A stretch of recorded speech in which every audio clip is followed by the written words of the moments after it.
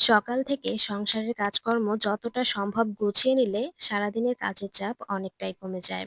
So hello everyone, আসসালামু আলাইকুম, welcome back to my YouTube channel জান্নাত ব্লগ অ্যান্ড কুকিং এ সবাইকে স্বাগত জানিয়ে আজকের ভিডিওটি শুরু করছি।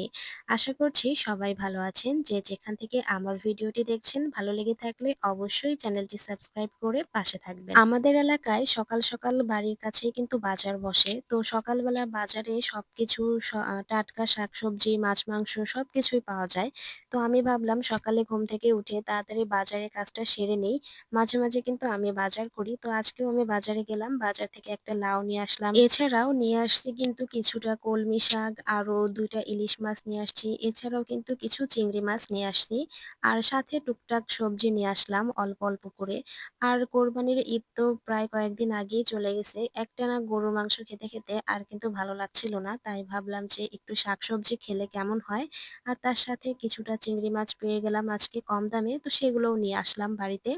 তো এই তো এখন ইলিশ মাছ ২ টা একটা গামলায় রেখে দিয়েছি। এগুলোকে কোটা-বাছা করতে হবে। তো এক সাইডে রেখে দিয়েছি। আর অন্যদিকে আমার মা কিন্তু চিংড়ি মাছ নিয়ে বসে পড়েছে বাছতে। চিংড়ি মাছ বাছতে কিন্তু একটু সময় লাগে। তো এগুলো আজকে রান্না করা হবে। তো ভেবেছি চিংড়ি মাছটাই আজকে ভুনা, ভুনা করে খাবো দুপুরের খাবারের সাথে। আর অন্যদিকে ইলিশ মাছগুলোকে ফ্রিজে রেখে দেবো। অন্য আরেকদিন খাওয়া যাবে। তো শুরুতেই যে কথাটা বলছিলাম আরকি, সকাল, সকাল যদি কাজকর্মটা অনেকটাই সেরে নেয়া যায়, মানে সংসারের কাজের চাপটা অনেক কমে যায়। ধরেন সকালে যদি আমি বাজারগুলোকে করে এনে সবকিছু কোটা-বাছা করে গুছিয়ে রাখি, তাহলে কিন্তু সারাদিনে আমার কাটাকুটির যে ঝামেলা থাকে, তরকারি কাটো, বাছো, ধোয়া এসব কিছু কিন্তু অনেকটাই কমে যায়।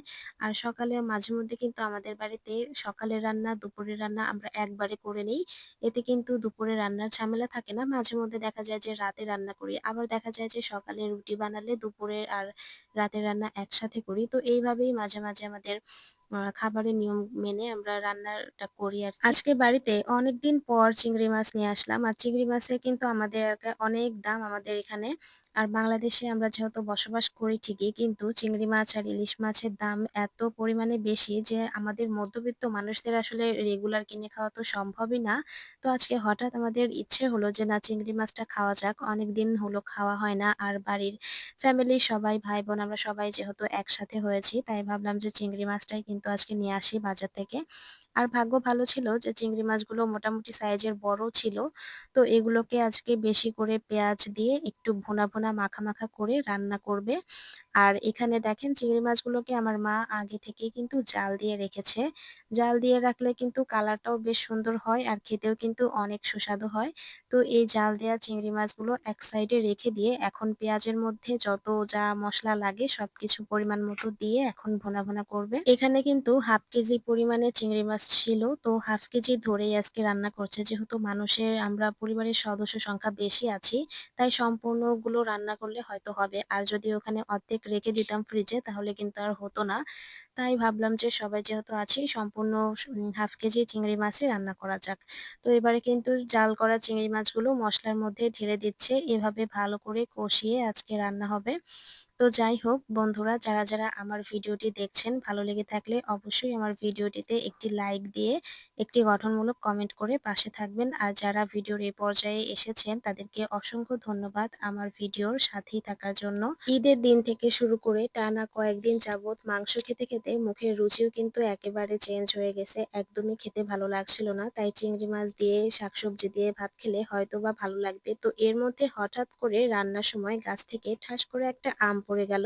আমাদের বাড়ির গাছের আম কিন্তু এখন পাকতে শুরু করেছে। আর এই আমগুলো হচ্ছে আম্রপালি। আর এই যে দেখেন এখনো কষ পড়ছে আমের বোটা থেকে।